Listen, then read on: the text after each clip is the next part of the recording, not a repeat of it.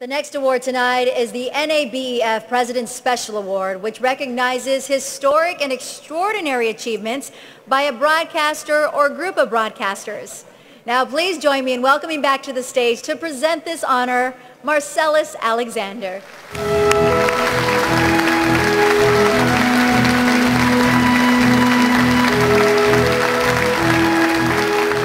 Thank you, Liz.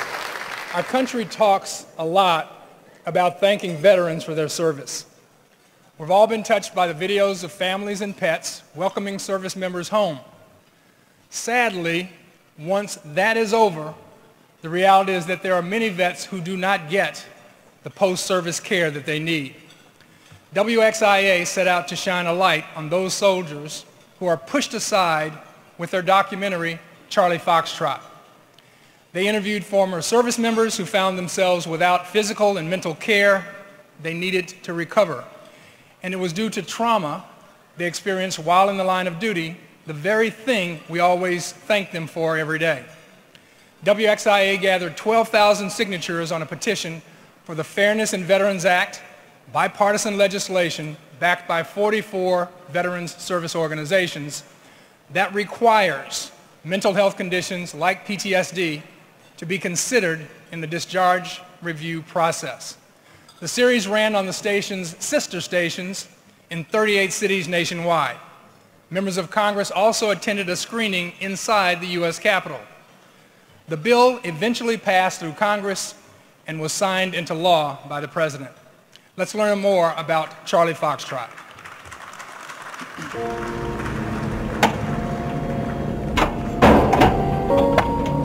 People don't understand the cost of war. They think statistics, they think about the numbers, the thousands that we've lost in Afghanistan and Iraq. They think about the 20 vets that we lose to suicide every day. But they don't think about what they can do to prevent those deaths. There are so many vets who have been left out of healthcare access because they were discharged with a less than honorable discharge as a result of symptoms of PTSD. Charlie Foxtrot is the story of our nation's service members who protect our country overseas in war zones, yet when they come home, they're stripped of their title of veteran, and they're also stripped of their medical benefits when what they need is treatment for PTSD and traumatic brain injury. I was punished for attempting suicide. I mean, they had threatened at one point to charge me with damaging government property. Meaning myself, which is ridiculous. It was definitely like they just dropped me. They just kicked me to the curb, and that was it. There was nothing, no help. I think the most surprising thing for us while we were working on Charlie Foxtrot was how incredibly vulnerable the men and women who shared their stories with us were. They were honest and real and raw. They talked about things that have tons of stigma. Depression, suicidal thoughts, struggles with substance abuse, all kinds of things that we don't normally talk about. I can't help but think about Nicholas Jackson. He is someone who's spent years almost suffering in silence because his PTSD and his physical injuries limited his ability to be the man he once was. I think it just came to a head and I snapped, and about 6 months went by that I just don't remember much. The physical problems, the headaches and not sleeping, the pains and passing out and blacking out, not wanting to tell anyone that that's happening. He was shell-shocked when we first started talking to him, and now he's flourishing. He's got a great job, he's helping other veterans, and seeing that transformation in him, like a weight was lifted. It's just been a beautiful process to watch. With Charlie Foxtrot, it's given me hope every single day that I wake up. I have people that look to me every day, checking in on me. You know, I didn't really have that for a decade, but all these guys out there, they're not going to let us go down, and we're not going to let the next ones go down. So, you know, it's changed because I'm going to fight for all the others. I think the most difficult part of this project was figuring out a way we could expose the problem but also offer a solution. We wanted our viewers to be empowered to be able to do something about this issue. Charlie Foxtrot opened a lot of eyes. Thousands of people all across TEGNA's 46 stations nationwide signed a petition to support the Bipartisan Fairness for Veterans Act.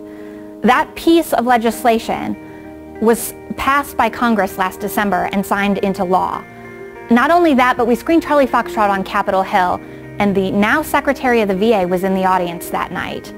After seeing Charlie Foxtrot, he changed his mind. He decided that it was time for the VA to open its doors for those who have other than honorable discharges. That right there didn't just change my life, it changed the lives of the veterans that this documentary was about. I think Charlie Foxtrot really highlights the power of broadcasting. One story or one report doesn't always change the world, let alone change public policy, but it can have an impact.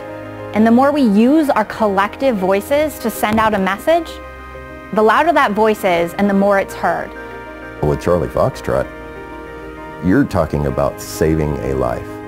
You're taking someone out of the depths and showing them light.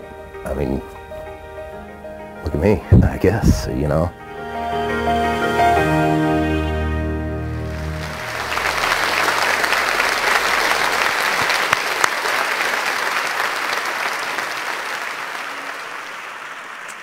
I am very pleased to present the President's Special Award to WXIA TV. Here to accept is reporter and executive storyteller Jeremy Campbell and executive producer Aaron Gutierrez.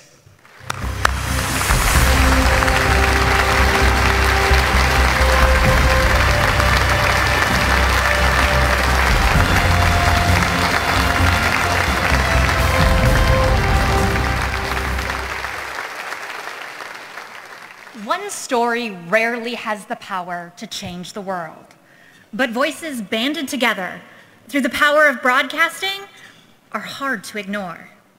That's exactly what Charlie Foxtrot did. Our team of 5 journalists began the story as part of TEGNA's innovation project. We set out to change the way that stations deliver local news. And TEGNA, using the power of stations in 38 cities nationwide, amplified the struggle of thousands of service members and also offered simple solutions with overwhelming bipartisan support. Viewers signed on with their support, politicians took notice, and the head of the VA changed course. That is the power of broadcasting. It's the power to change the world.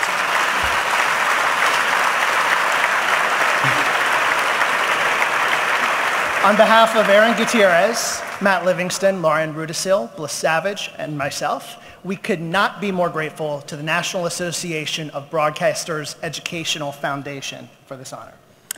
To TEGNA and 11 Alive, we are beyond gratified to be in this foxhole with you.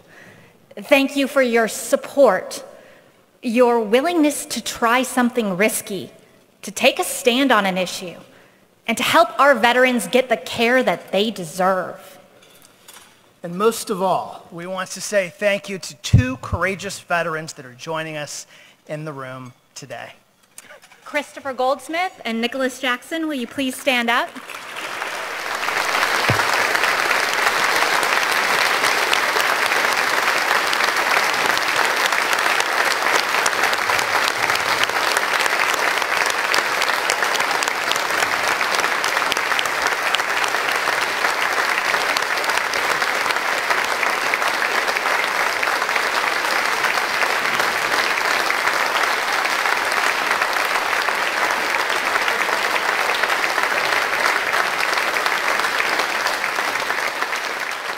Chris, Nicholas, thank you for sharing your story and for sharing the story of thousands of others who deserve more.